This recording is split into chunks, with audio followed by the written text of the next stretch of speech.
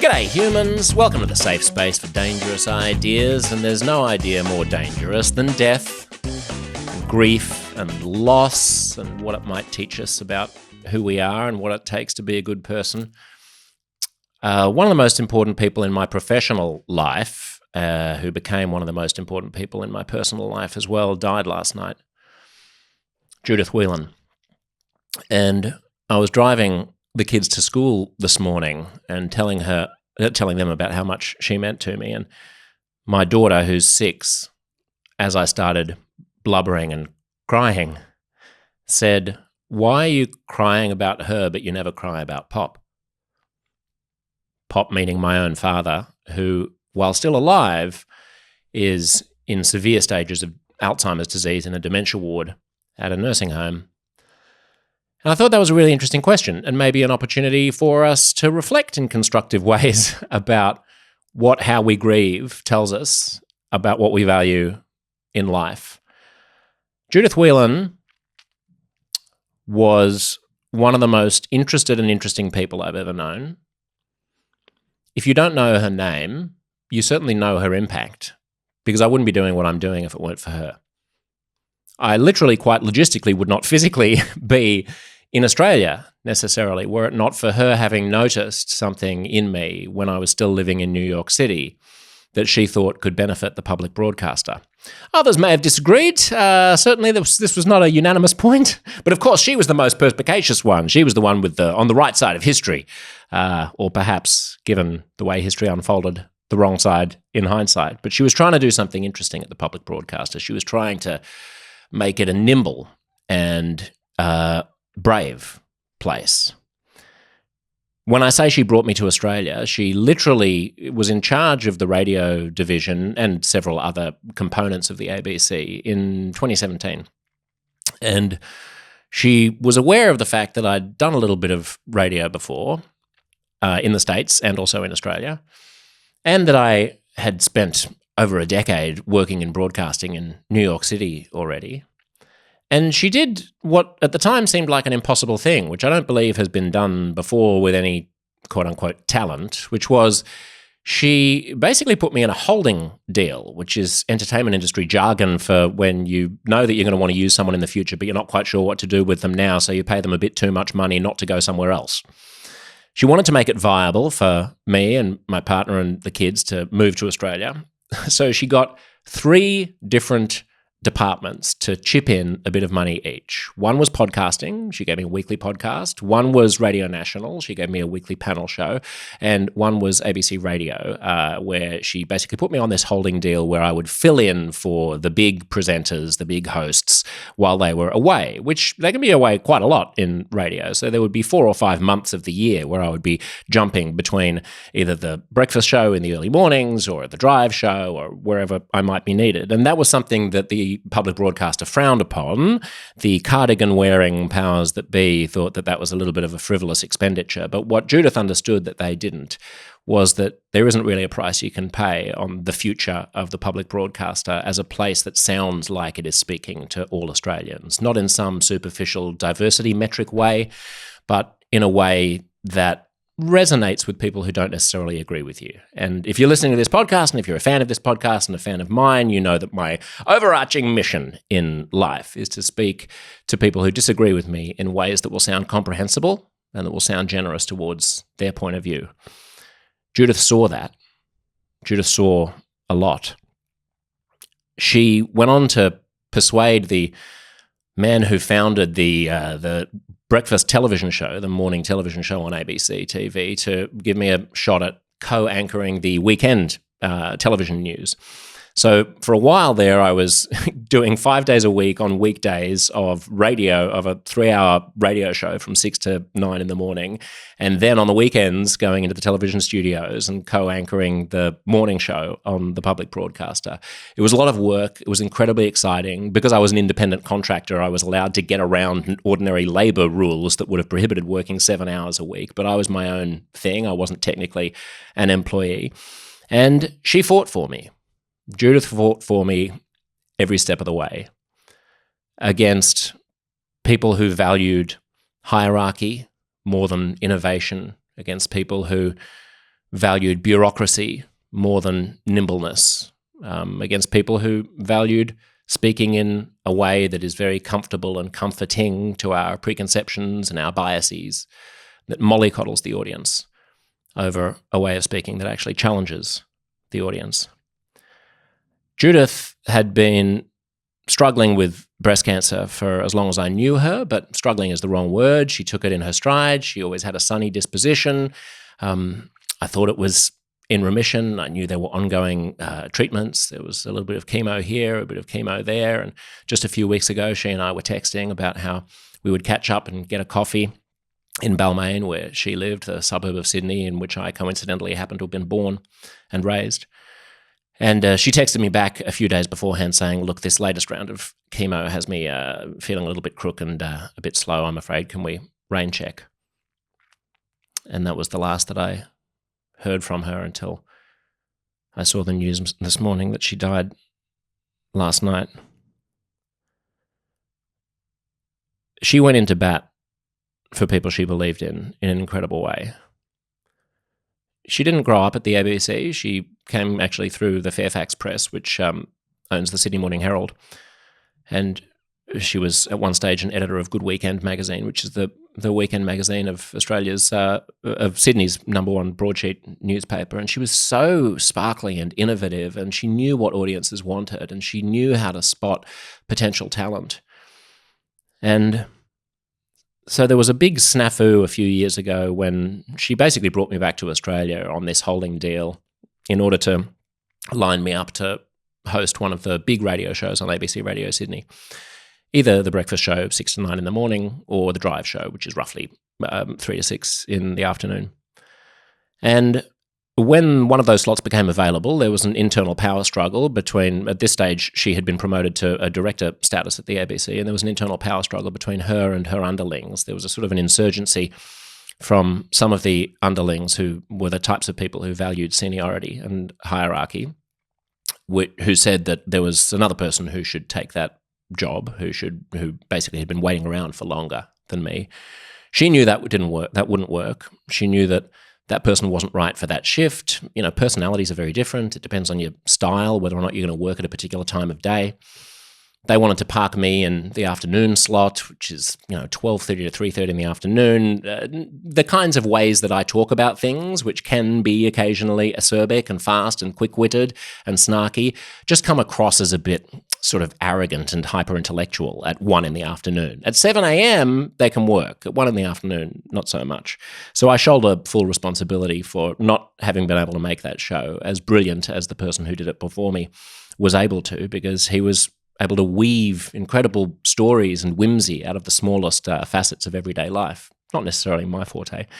But at the end of that whole experience, when my time at the ABC was falling apart, I remember calling her I was at O'Hare, the airport in Chicago. I was changing planes on my way back to Australia. And I called her and I said, I'm not going to be at the ABC anymore. And by this stage, her illness was sufficiently problematic, at least in terms of her energy levels, that she'd stepped back and she was on sick leave. And I remember her reaction, because it was so full of fury at the powers that be for having muddled and fumbled and dropped the opportunity that she thought she'd given them, in backing me time and time again. And it was so full of love for me. It was so full of love for the values that we shared as journalists, as communicators, as broadcasters. There was not an ounce of mopiness or regret. She said, "Oh, that's nonsense. They are bloody idiots." She named people by name, saying, "Oh, this person is such a fink." And she started to ruminate on her decision some years ago when there was this battle over the big show that ultimately didn't go to me. She started to ruminate about the fact that she had sort of taken the approach of, look, I'm senior management. This is speaking in her voice now. I'm senior management, and part of my job is sometimes to allow underlings to make the wrong decision and let them lie in the bed they made. And that was a decision that she came to regret. As she said to me on the phone from Chicago Airport, she said, "You make one bad decision, Josh." I said, "Don't worry about it. You don't have 100% knowledge at the time at which you're making these decisions." But she was always coming from this place of passion, excitement, possibility. She was a person who always said yes. She was not a no person. You know how there are cultures that just seem like yes cultures and the cultures that seem like no cultures? It's something that I felt when I first moved to New York City, that the whole city was a place of yes. You know, you'd come up with an idea for something and you'd talk to someone at a party about it or at a bar, and they'd be like, "Oh, that's great. You know, maybe I could, I know so-and-so who you should get a coffee with, and maybe, that I look forward to seeing it." You'd make the same proposition or talk about the same dream in Australia, and someone would say, "Yeah, no, someone tried that once. Yeah, it didn't go so well." Yeah. It's a culture of no in some ways instead of a culture of yes. And she was inside an institution that can sometimes frustratingly get itself tangled up in no's, in process, in bureaucracy. Well, we don't do that here. We don't do this thing here. There's no money for it. The ABC, unfortunately, has suffered major budget cuts over the past couple of decades. And so there is an ethos of like, we can't do that. We don't do that. There's no money for that. And I would occasionally float ideas for her when she was basically my boss's boss's boss. And her response was always, "If it's a great idea, let's do it. Absolutely." And I'd say, "But isn't there no money?" And she sort of looked at me and scowled and said, "Josh, there is always money. Just depends what you do with it." I pitched her a show once as my dad was starting to get Alzheimer's, and I'll come to my dad in a second.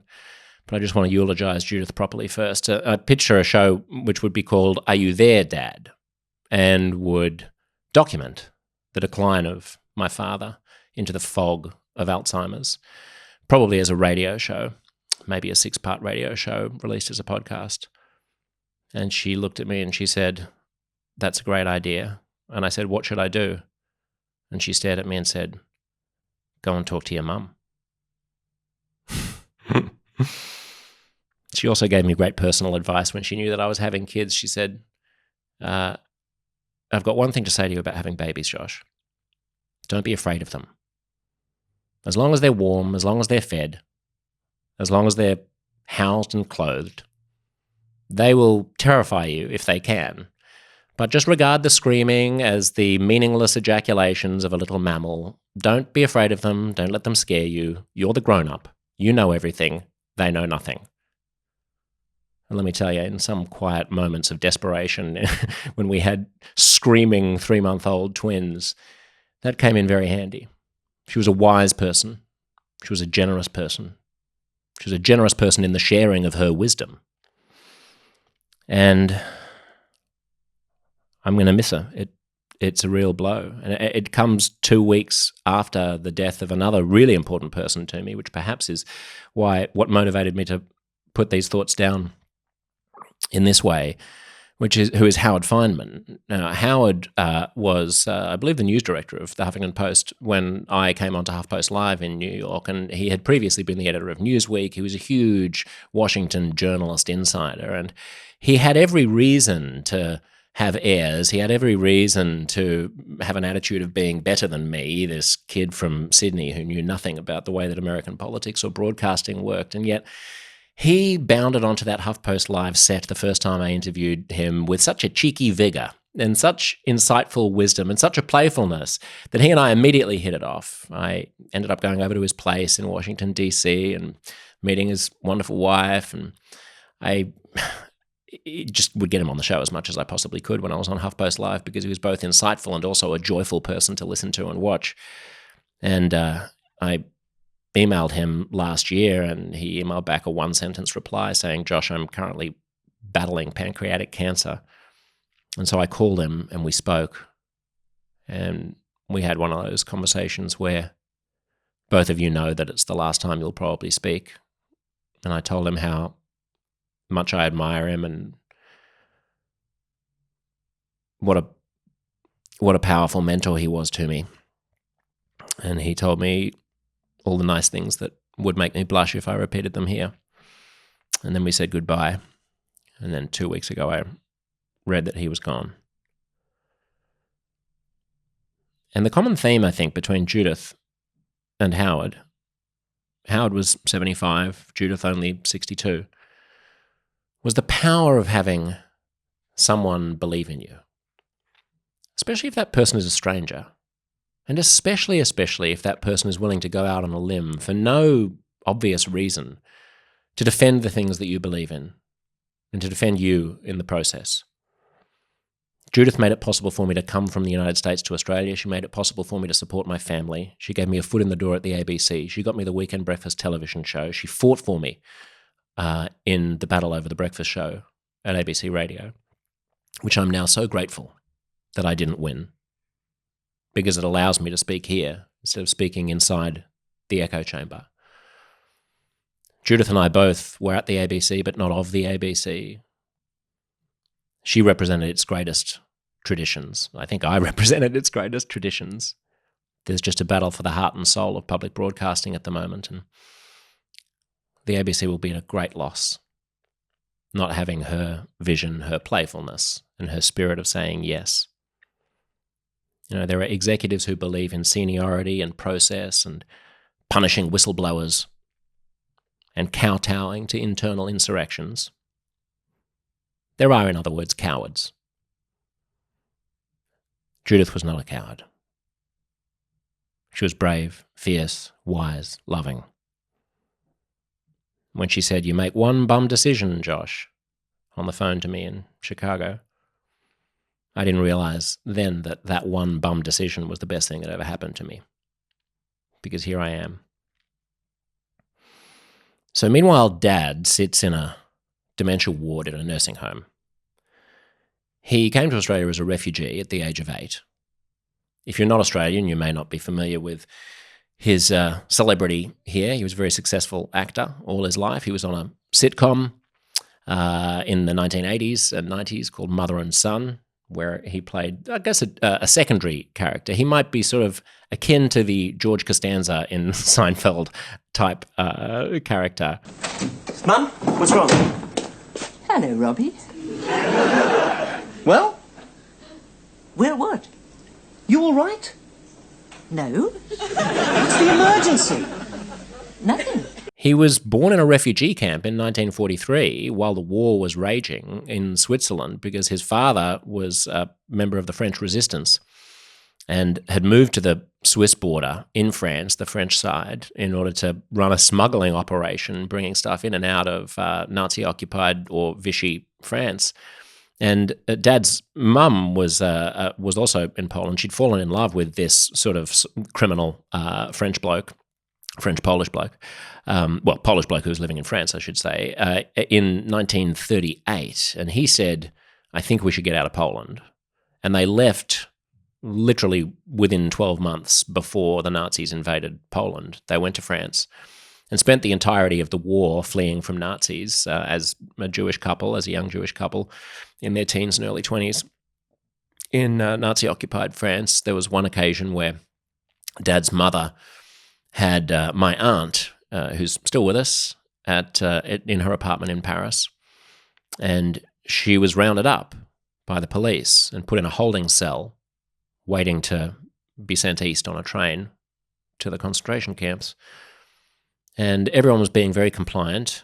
Nobody at the time knew the extent of the horrors of what was going on in those camps. This would have been 1940 or 1941. But Dad's mother was not compliant. The Zepses are not compliant. The Zepses don't play along. The Zepses are independent. This will all make a bit more sense when I get to talking about Dad. She took off her shoe and started smashing it against the bars of the cell and screaming out to the guards to come and get her. And as she tells it, one of the young guards, and remember, these are not German guards, so they're not dyed-in-the-wool Nazis. They're not super committed to the cause. These are French soldiers who've been grudgingly recruited, usually, into the Nazi cause. This young French cop or soldier comes over to the holding pen and she looks at him. Apparently she was quite beautiful, and she says, "I have a young daughter just a few doors down. Please let me out. I just want to get her, and I promise you I'll come straight back. I promise. And he looked at her, presumably knowing she had no intention of coming back to that cell, and said, as long as you promise you're coming back, and smiled at her and let her out. And all the other people in that cell went off to an unknown fate. She went back to the apartment, grabbed my aunt, who was 2 at the time, and fled down to the Swiss border, where her on-again, off-again boyfriend was smuggling goods, and said, we've got to get out of here. She was pregnant at the time with my father, or perhaps the pregnancy happened just after she'd fled. And my dad's dad, who was a member of the French Resistance, was able to bribe the border guards to look the other way while they clambered over the fence between France and Switzerland into neutral Switzerland one night. My aunt started crying and screaming. She was 4 by this stage. This was 1943. And Dad's mum was pregnant with him, and she bashed her daughter, her 4-year-old daughter, around the head until she passed out so that she'd stop screaming, so she wouldn't alert the border guards who were further away. So they got into Switzerland. They got to a refugee camp. She gave birth to Dad there. It was not great conditions, as refugee camps tend not to be. And there was a network of foster families, of staunchly Lutheran foster families who would take in babies from the refugee camp and give them a decent life. So in 1943, when Dad was born, he was fortunate enough to be fostered out to one of these families. And he grew up there, speaking Swiss German in the Alps with this Lutheran family. And I'm delighted to say that they remain part of our family today. Their children are good friends of ours, their grandchildren and great-grandchildren. We go to Switzerland frequently as we can, to see them and think of them very much as part of our kin. And long story short, after the war in 1945, Dad's mum went back to Paris and took him. She fell sick, and so she sent him back to Switzerland on a train to stay with the foster family while she was hospitalized. When she got better, the foster family didn't want to let him go. They thought, here is this penniless, uneducated Jewish refugee woman. By now she's single, living in Paris, scraping by, exhibiting all the mental illness that you would expect from a person who'd been traumatized and hunted by Nazis for the past 6 years. Why not give this little Jewish kid a real shot at life and bring him up here in this little Lutheran town in the Swiss Alps? Well, Dad's mum wasn't having any of that, so she got on a train from Paris to Switzerland, and she forcibly took him amid many, many tears. By this stage, the Swiss were the only parents that Dad knew. He had now come of age. He was 6 years old by this stage, and being presented with this strange woman getting off a train saying, these aren't your parents, I'm your parent. So he was dragged back to Paris, where she promptly fell ill once again and knew that if she sent him back to Switzerland, she'd never get him back. So she put him in an orphanage. And Dad spent his 7th birthday in an orphanage in Paris, in post-war, destitute Paris.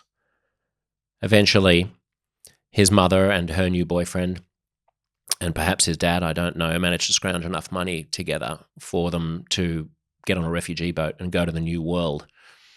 So they went to the port where refugees were being loaded onto giant ships, and the clerk who was signing people in to put them on the boats said to her, where do you want to go? You can go to Australia, the United States, or Canada.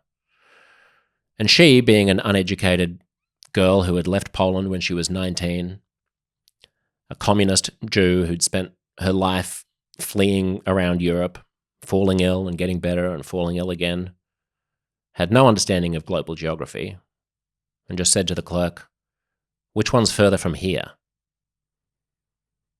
So that's why I'm Australian and not Canadian or American.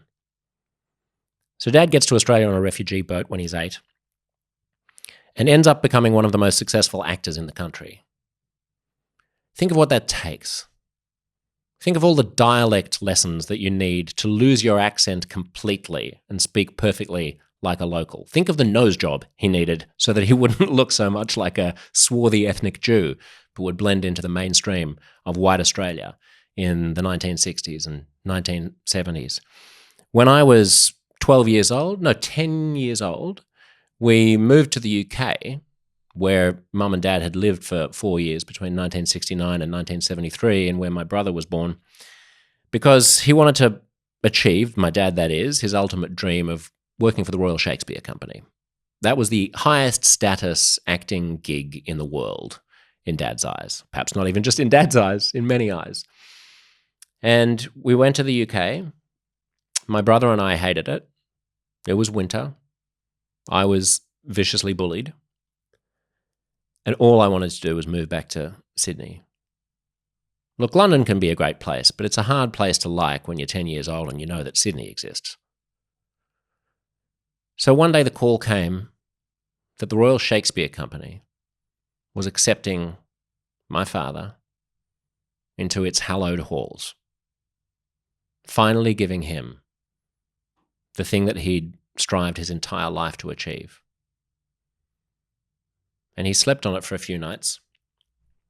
I remember I got up one morning and he and my mum had been talking all night about what to do. I don't know what happened in that conversation, but they said, we're going back to Australia. And Dad picked up the phone, called his agent, and said, tell the RSC I'm not taking the job.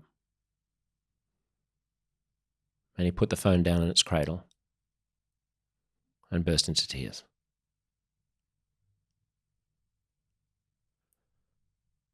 Talk about people believing in you. Talk about people prioritizing your interests over their own. Judith Whelan did it for me. Howard Fineman did it for me. No one's ever done it for me as much as my dad. And the experience of grieving a person with dementia is very weird, because there's no opportunity to have the normal context that all humans require, perhaps all mammals require, to understand that the person is gone. By context, I mean one day they're there and then the next they're not. There's a discontinuity in death that triggers a grieving process that's healthy. We honour this with things like funerals and eulogies and wakes. But with dementia, every day looks basically exactly like the last, but you've got this weird boiling frog syndrome where over the course of time, over the slow passage of time, something you knew was going to happen inevitably unfolds, but you never quite caught yourself before it was going to happen, and you never quite have the opportunity after it happens to contextualize it in a way that's going to trigger grief. Not for me, at least. The first time I remember noticing something was seriously wrong was we were all having Christmas in the UK. I was living in New York. My brother and his family were living in London. So we went over to have Christmas in a beautiful cottage in the Cotswolds. And Dad came into the kitchen one morning and said, have you seen my beautiful new belt? And showed me this new belt that he had bought. I said, that's great.